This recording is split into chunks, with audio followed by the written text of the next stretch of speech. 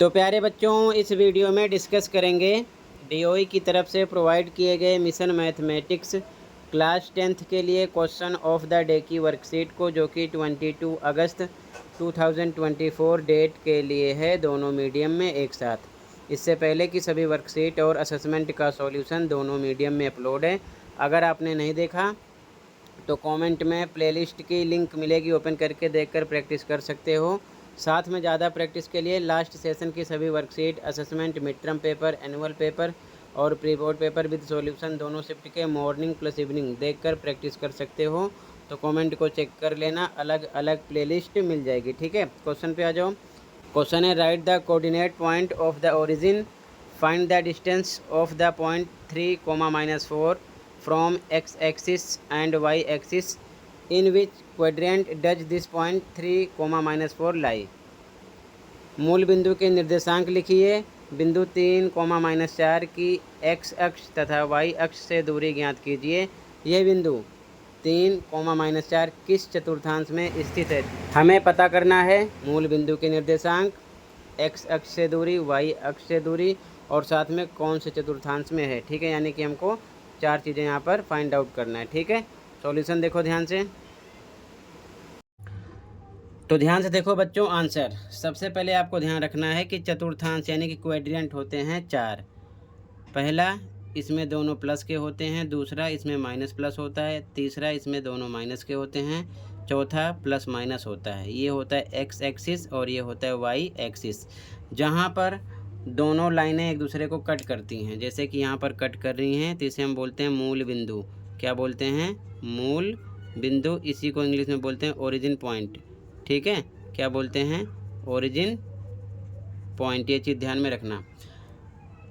इसके जो निर्देशांक होते हैं वो होते हैं 0, 0। ध्यान रखना, क्या होते हैं? 0, 0। ठीक है, तो पहला क्वेश्चन इसमें किया गया था कि मूल बिंदु के निर्देशांक क्या हैं। तो हिंदी मीडियम में लिखेंगे मूल बिंदु के निर्देशांक बराबर 0, 0 और इंग्लिश मीडियम वाले लिखेंगे coordinate point of the origin equal करके 0, 0। पहला आंसर हो गया। ठीक है, मूल बिंदु के निर्देशांक का पता चल गया, ये आंसर हो गया। इसके बाद में ध्यान रखना, नंबर दिया था, बिंदु कौन सा था? 3, -4। तो इसको हम बोलते हैं स्टार्टिंग वाले को x, बाद वाले को y। ठीक है, ध्यान रखना, कभी कभी क्वेश्चन किया जाता है भुज किसे कहते हैं, तो x ही आपका भुज होता है, इंग्लिश में बोलते हैं एब्सिसा। और y को बोलते हैं कोटि हिंदी में, और कोटि को इंग्लिश में बोलते हैं ऑर्डिनेट। तो ये भी ध्यान रखना।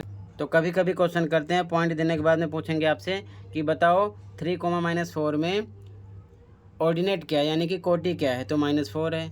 अगर आपसे पूछेंगे भुज क्या है, तो 3 है, यानी कि एब्सिसा 3 है। ये चीज़ ध्यान में रखना। ठीक है, तो ये भी चीज़ आप नोट कर लेना।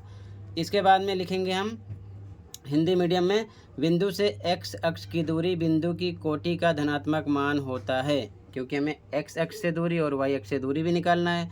इंग्लिश मीडियम में लिखेंगे distance of A point from x axis is the positive value of ordinate of the point.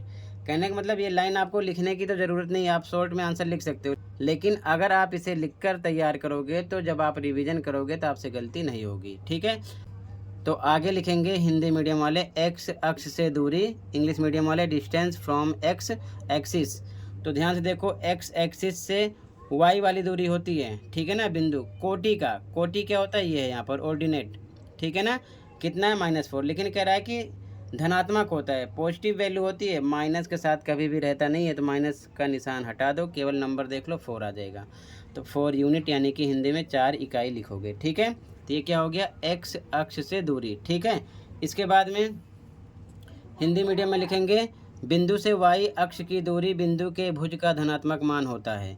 English medium वाले distance from y axis is the positive value of abscissa of the point. तो कहने का मतलब y अक्ष की जो दूरी होगी वो भुज का मान होगा, वो भी धनात्मक। तो देखो, y अक्ष की दूरी भुज का मान होगा। भुज कितना है आपका? 3।